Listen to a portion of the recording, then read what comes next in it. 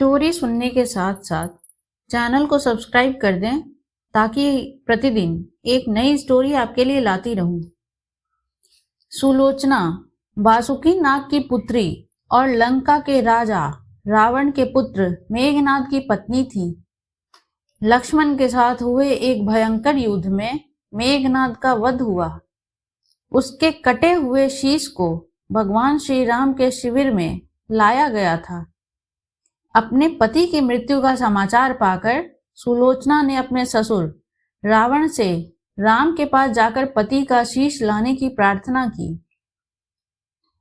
किंतु रावण इसके लिए तैयार नहीं हुआ। उसने सुलोचना से कहा कि वह स्वयं राम के पास जाकर मेघनाद का शीश ले आए, क्योंकि राम पुरुषोत्तम हैं, इसलिए उनके पास जाने में तुम्हें किसी भी प्रकार का भय नहीं करना चाहिए। रावण के महापराक्रमी पुत्र इंद्रजीत उर्फ मेघनाद का वध करने की प्रतिज्ञा लेकर लक्ष्मण जिस समय युद्ध भूमि में जाने के लिए प्रस्तुत हुए, तब राम उनसे कहते हैं, लक्ष्मण, रण में जाकर तुम अपनी वीरता और रण कौशल से रावण पुत्र मेघनाद का वध कर दोगे, इसमें मुझसे कोई संदेह नहीं है। परंतु एक बात का विशेष ध्यान रखना कि मेघनाद का मस्तक भूमि पर किसी भी प्रकार ना गिरे, क्योंकि मेघनाद एक नारी व्रत का पालक है और उसकी पत्नी परम पतिव्रता है। ऐसी साध्वी के पति का मस्तक अगर पृथ्वी पर गिर पड़ा तो हमारी सारी सेना का ध्वंस हो जाएगा और हमें युद्ध में विजय की आशा त्याग देनी पड़ेगी। लक्ष्मण अपनी सेना लेकर चल पड़े। समर भूमि में उन्होंने वैसा ही किया। युद्ध में अपने बाणों से उन्होंने मेघनाद का मस्तक उतार लिया, पर उसे पृथ्वी पर नहीं गिरने दिया। हनुमान उस मस्तक को रघुनंदन के पास ले आए। मेघनाद की दाहिनी भुजा आकाश में उड़ती हुई उसकी पत्नी सुलोचना के पास जाकर गिरी।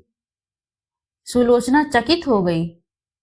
दूसरे ही क्षण अत्यंत दुख से कातर होकर विलाप करने लगी, पर उसने भुजा को स्पर्श नहीं किया।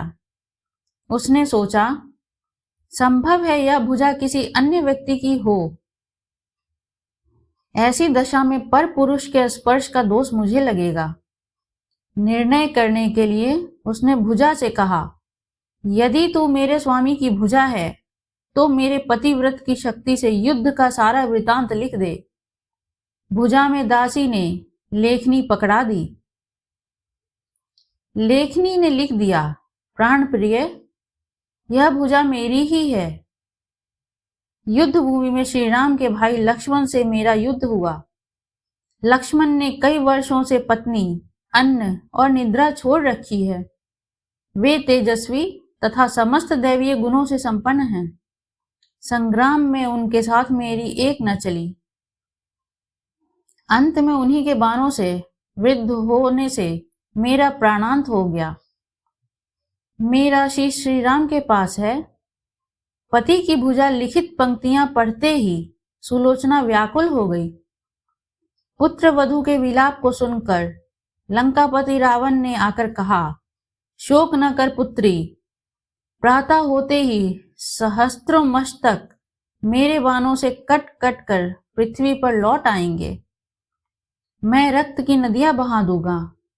करुण चित्कार करती हुई सुलोचना बोली, पर इससे मेरा क्या लाभ होगा पिताजी?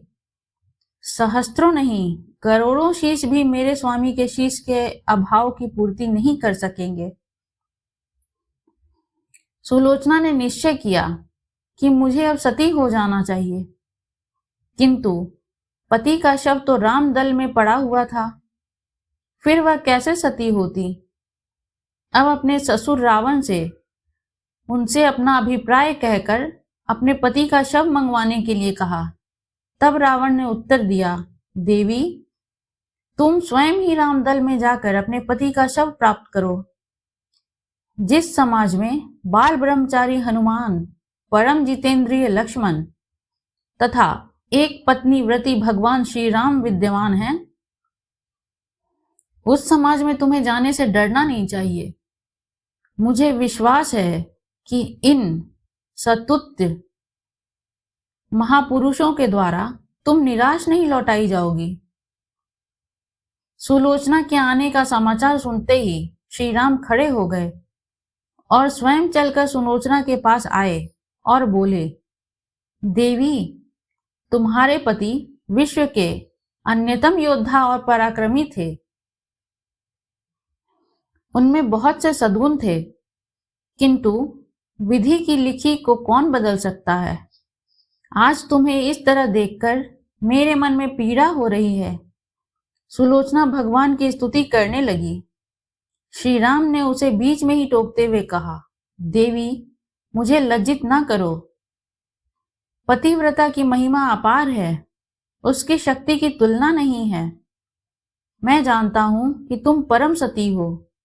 तुम्हारे सतीत्व से तो विश्व भी थर्राता है। अपने स्वयं यहाँ आने का कारण बताओ। बताओ कि मैं तुम्हारी किस प्रकार सहायता कर सकता हूं।